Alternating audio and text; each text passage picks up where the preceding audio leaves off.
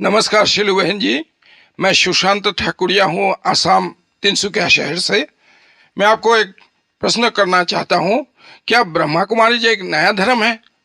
अगर ये धर्म है तो इसका धर्म गुरु कौन है? ऐसा भी कई लोगों की ऐसी जिज्ञासा है, इस बारे में आप क्या कहेंगे?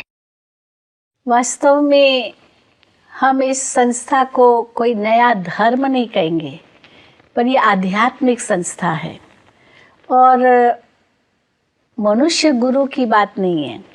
हम तो कहते हैं कि परमात्मा ही एक सतगुरु है और वही सतगुरु सतपिता है, सत शिक्षक है, सतगुरु है।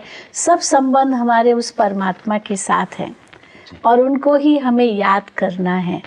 आज जो हम दुनिया में धर्मों की बातें सुनते हैं तो कई बार लगता है कि ये धर्म एक कट्टर पंथ का एक रूप ले रहे हैं।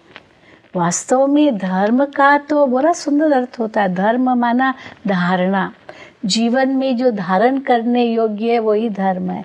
लेकिन आज क्योंकि ये भौतिकता में हम जाते जा रहे हैं, इसीलिए हम हदों में आकर के कह रहे हैं ये हिंदू है, ये मुस्लिम है, ये ईसाई है, ये फलाने धर्म का है।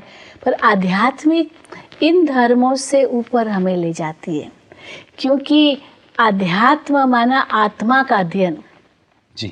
तो आत्मा का अध्ययन अर्थात सभी आत्माएं हैं, चाहे वो हिंदू हो, मुस्लिम हो, ईसाई हो, पारसी हो, यहूदी हो, किसी भी धर्म का हो, है तो सभी आत्माएं। और सब आत्मा एक परम पिता परमात्मा की संतान है।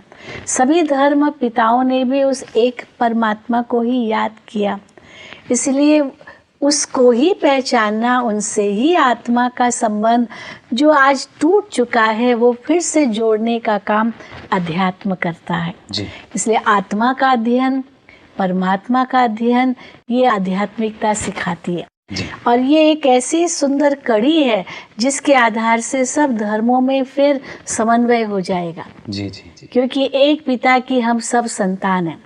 जब हम कहते हैं भारत में हिंदू, मुस्लिम, सिख, ईसाई भाई भाई, तो भाई भाई किस हिसाब से कहते हैं? भाई भाई माना एक पिता के बच्चे हैं। हाँ जी। भले धर्म पिताएं अलग अलग हैं, लेकिन परम पिता सबका एक है। हाँ जी। इसलिए अध्यात्म सब धर्मों को जोड़ता है, या कहेंगे कि देह के धर्मों से हमें ऊपर ले जाता है। और परमात्मा का आदेश हमें मिलता है कि इन सब देह के धर्मों को छोड़ मेरी शरण में आओ, मुझे याद करो। तो सर्वधर्मान परित्यज माम एकम शरणम ब्रज, ये परमात्मा के महावाक्य हैं और वही हमें आध्यात्म सिखाता है। जी।